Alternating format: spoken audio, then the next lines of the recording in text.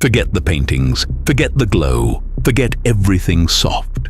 2,000 years ago, a hillside, a village called Nazareth. Population maybe 400.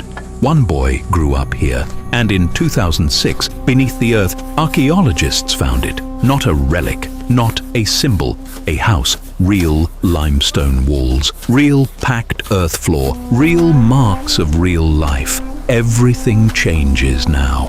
The day begins in darkness. The bedroom is a cave carved from stone. No beds, no chairs, just a reed mat.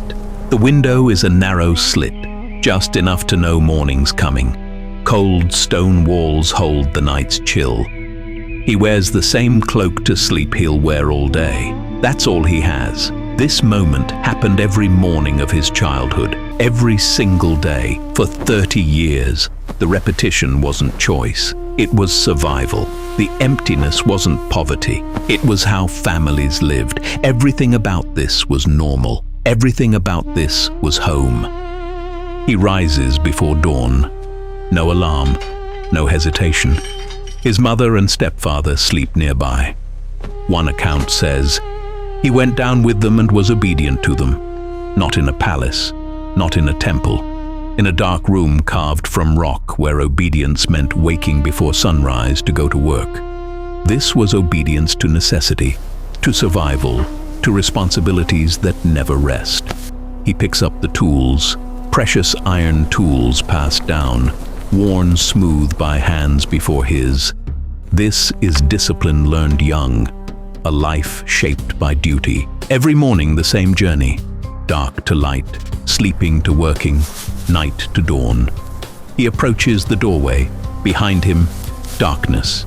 Ahead, light. The courtyard bursts into view, open to the sky, filled with first hints of morning. The courtyard is where life happens. Interior rooms are dark, cramped, shared.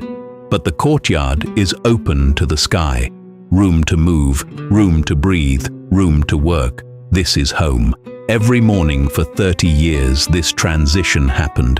From darkness to communal space, from rest to labor. The rhythm never changed. Only the seasons shifted the light. The first sound of morning is grinding, stone on stone. A woman at the hand mill, same grinding every morning before sunrise. This sound was the alarm clock of the ancient world. Barley into flour, flour into bread, bread into survival. Every day, no exceptions. 2 flat stones, bottom, top. One person circles the upper against the lower, rhythmic, repetitive, endless. In the ancient world, bread was the meal. 50 to 70% of daily calories came from bread alone. Most bread here was barley, dense, slightly bitter, the grain of the poor. Wheat bread, a luxury for special occasions only. At the heart of the courtyard is a cistern. This isn't just a hole, it's genius. Every winter's rain is captured from the roof, channeled through gutters, filtered through a settling basin, stored in plaster-lined stone. This family engineered their own survival. Every drop they drank came from rain they captured and preserved. No faucet, no well nearby, no running water. Every drop, by hand, every year. The cistern went down 3 meters into bedrock. The opening was carefully shaped. A sedimentation basin allowed silt to settle before water entered the main chamber. The walls were lined with hydraulic plaster, a sophisticated mixture of lime, ash, and crushed pottery that prevented a single drop from seeping away.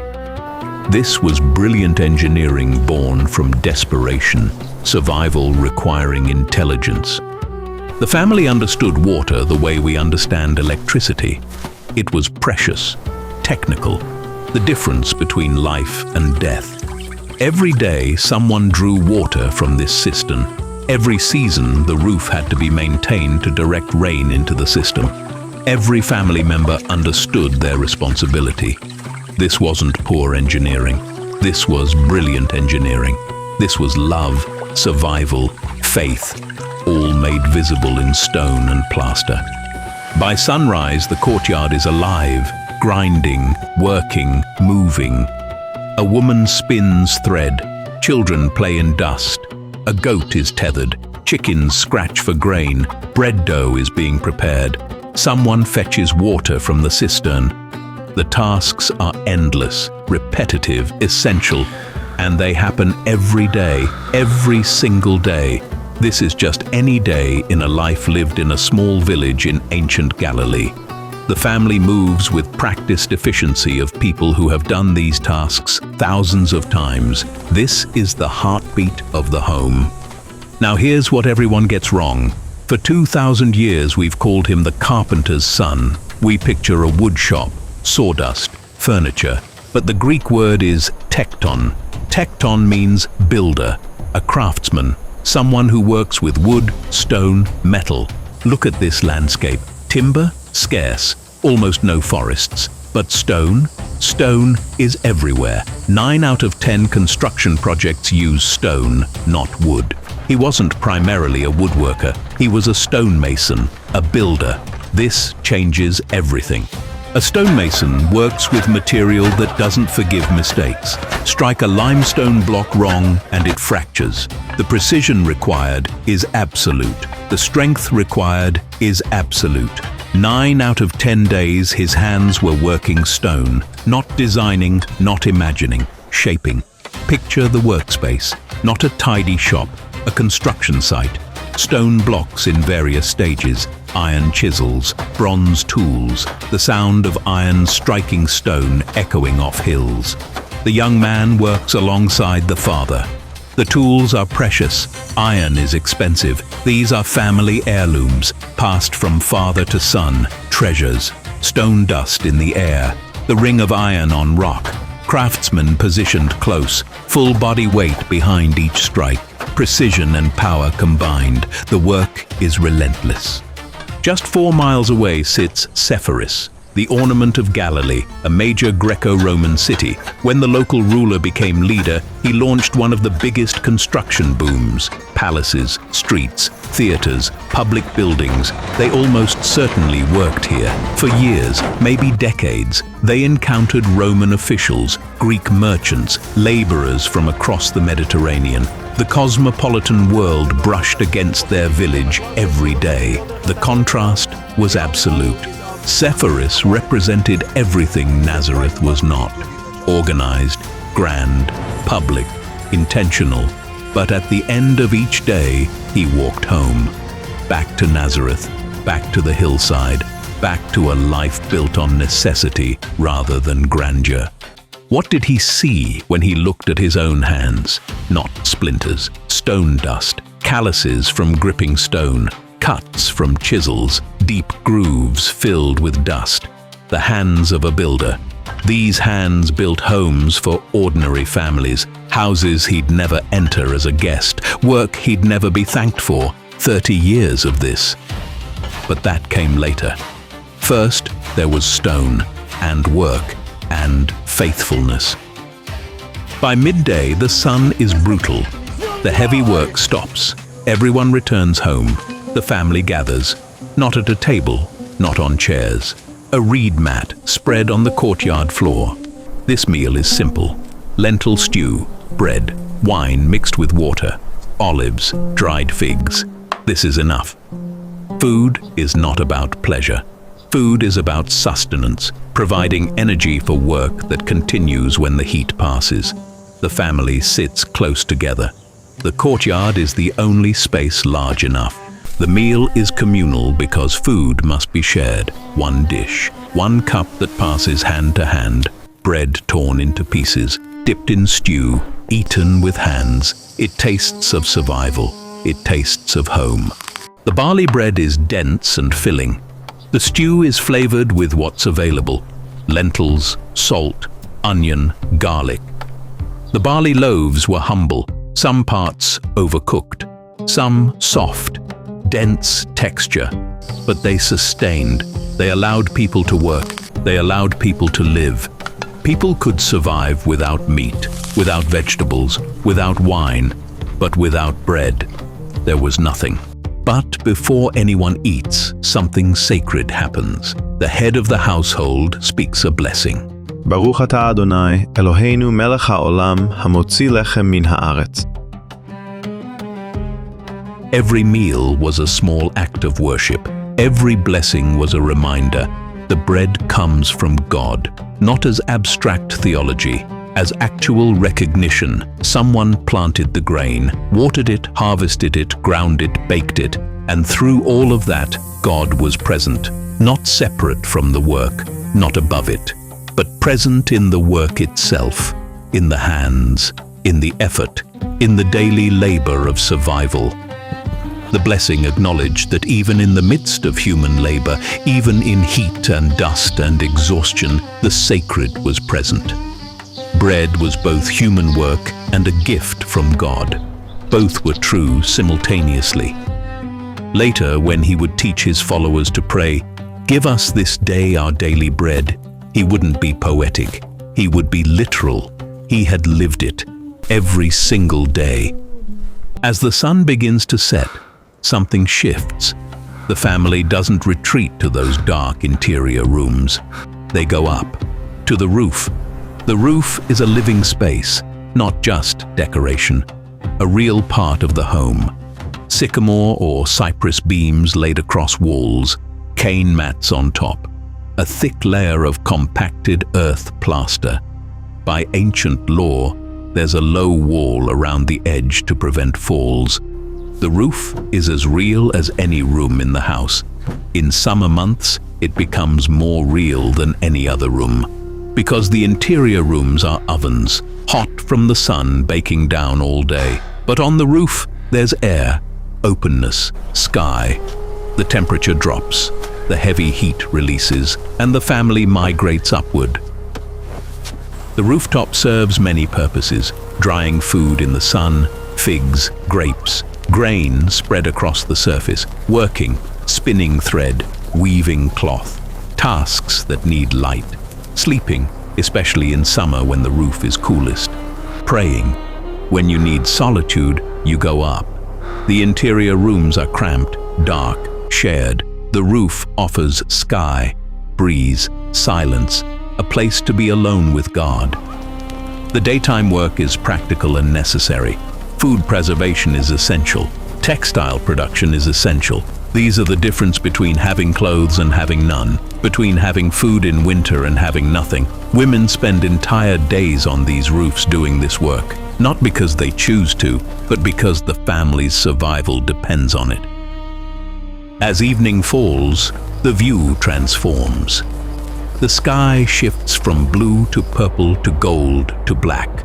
Stars appear, one by one, then by thousands. No electricity, no light pollution, just the ancient heavens in their full glory. The glow of oil lamps flickers in neighboring courtyards below. On the distant horizon, city lights, crickets sing, voices carry on the still air. The transformation is gradual. The light changes in increments. The eye adjusts. More stars become visible as the sky darkens. The Milky Way emerges, a river of light across darkness, planets visible, constellations arranged in patterns recognized since the beginning of time. This is not the night sky of modern life. This is the night sky as it was always meant to be seen. Overwhelming, vast, humbling. The stars outnumber the people you've ever met. The distances are incomprehensible, and yet looking up at them you don't feel lost. You feel connected to everyone who has ever looked up, to something larger than yourself, to the sacred. Perhaps from another rooftop you hear the words of the Shema being recited, the central prayer of Judaism, the prayer he grew up with, the prayer he prayed every night under these stars. Shema Yisrael, Adonai Eloheinu, Adonai Echad. He prayed these words on this rooftop under these stars. In ancient accounts we read that one of his followers went up on the roof to pray. This wasn't unusual. This was normal. The roof was where you met God, not in a building, not in a formally designated sacred space, on the roof, looking up at infinity, speaking words spoken for generations. Shema Yisrael, Adonai Eloheinu, Adonai Echad. Not distant. God is not complicated. God is one. The man on the roof prayed this prayer, the same prayer his mother taught him. And as he prayed, the vast sky above and the small life below came together, the infinite and the intimate, the cosmic and the everyday. And then, once a week, everything stopped. All the rhythms paused. Time itself became holy. Friday, the sun touches the western hills. The world changes. Oil lamps are lit, more than usual, marking sacred time. The family gathers in their best clothes, a meal better than any other night. The Sabbath has arrived.